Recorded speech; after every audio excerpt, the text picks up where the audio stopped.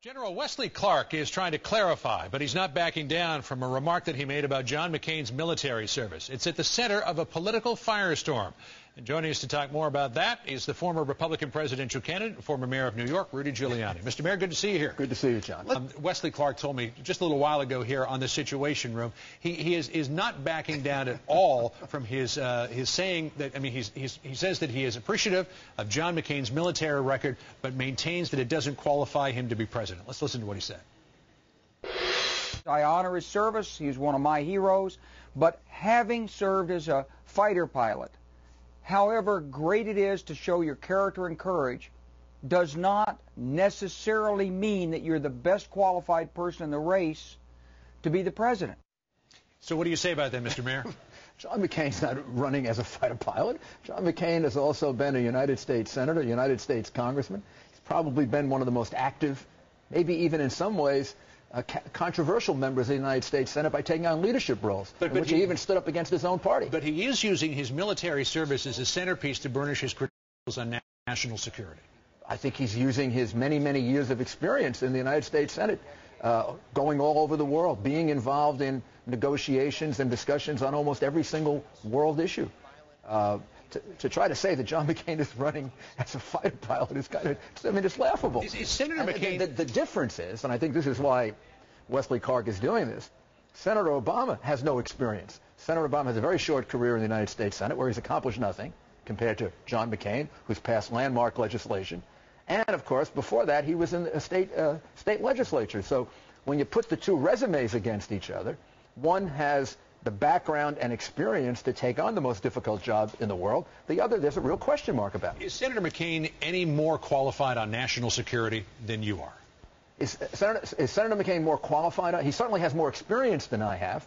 I think I know quite a bit about national security because I've been in the Justice Department. I've negotiated with foreign governments. I've traveled to 35 countries. I just got back from Kazakhstan.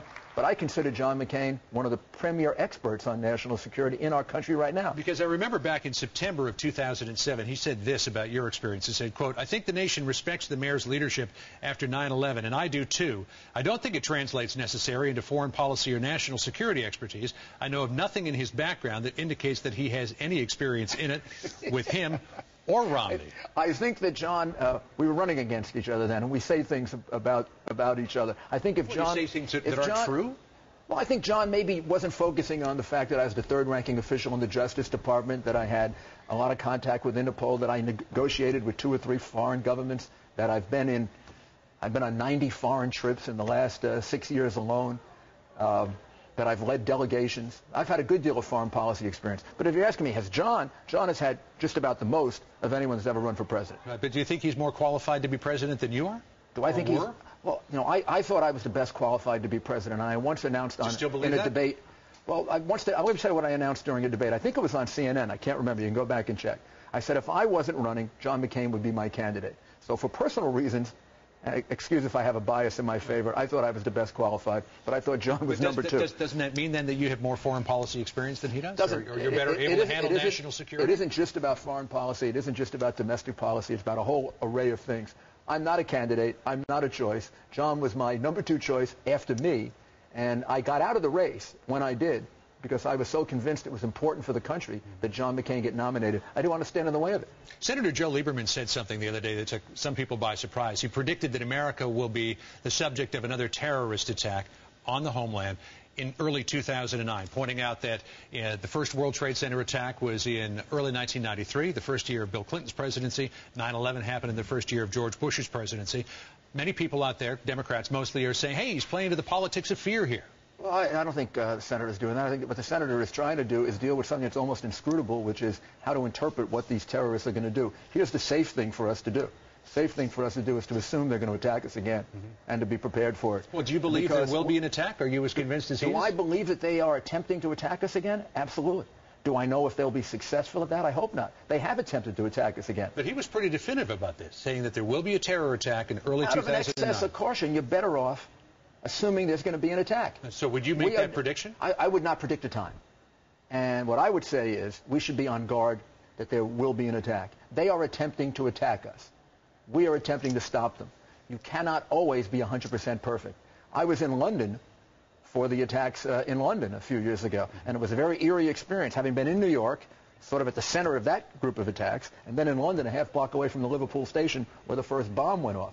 So I'm the last one that's ever going to discount the possibility of an attack. We found, after the investigation into the July 7th attacks, that there was a nexus to camps in Pakistan. Looks like Al-Qaeda is regrouping in Pakistan. And they had just traveled to Pakistan, if I recall correctly. Right. There appears to be a direct connection between camps in Pakistan and what happened there in London on July 7th. Do you believe that the United States should be more active in chasing down terrorists in Pakistan? I think I've been saying that for quite some time. I said it when I was running for president, that the United States should put a great deal of emphasis on wiping out Al-Qaeda, Taliban, and the Taliban now would be the issue in Afghanistan and Pakistan. We got to work that out.